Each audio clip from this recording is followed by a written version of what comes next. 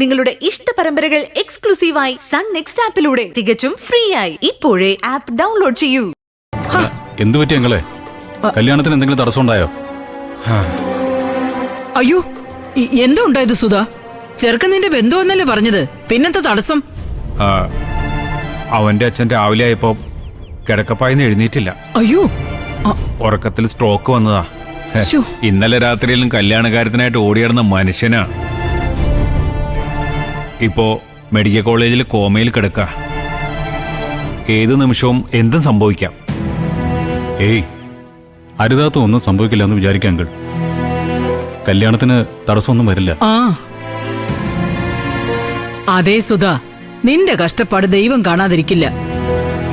കല്യാണം നിശ്ചയിച്ച മുഹൂർത്തത്തിൽ തന്നെ നടക്കും. അതിനുശേഷമേ എന്തെങ്കിലും സംഭവിക്കുന്നെങ്കിൽ സംഭവിക്കത്തുള്ളൂ. പക്ഷേ അങ്ങനെ ഒരു പരീക്ഷണത്തിന് അവര് തയ്യാറാവണ്ടേ സുശീലേ?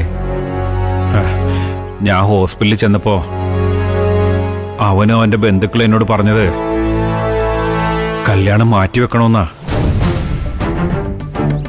2 മാസമായിട്ടുള്ള എന്റെ പ്രയത്നവും പ്രതീക്ഷയാ ഒരൊറ്റ നിമിഷം കൊണ്ട് വെറുതെ ആയത്. അതൊക്കെ പോട്ടേന്ന് വെക്കാം, പക്ഷെ എന്റെ മോളുടെ ഭാവി. കല്യാണത്തലേന്ന് ചെറുക്കന്റെ അച്ഛൻ വീണ്ടും വിവാഹം മുടങ്ങാന്നൊക്കെ പറഞ്ഞ പെണ്ണിന്റെ രാശിദോഷം കൊണ്ടാണെന്നല്ലേ നാട്ടുകാർ പറയൂ. അങ്കിളിന്റെ സ്വന്തക്കാര് അങ്കിളിന്റെ മോളെ കൊണ്ട് അങ്ങനെ പറയൂ? നമുക്ക് അവരോട് സംസാരിക്കാം.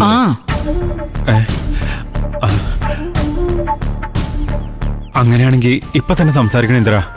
അതിനു വേണ്ടി ഞാൻ ഇങ്ങോട്ട് വന്നത്. എനിക്ക് വേണ്ടി സംസാരിക്കാൻ നിങ്ങളേ ഉള്ളൂ.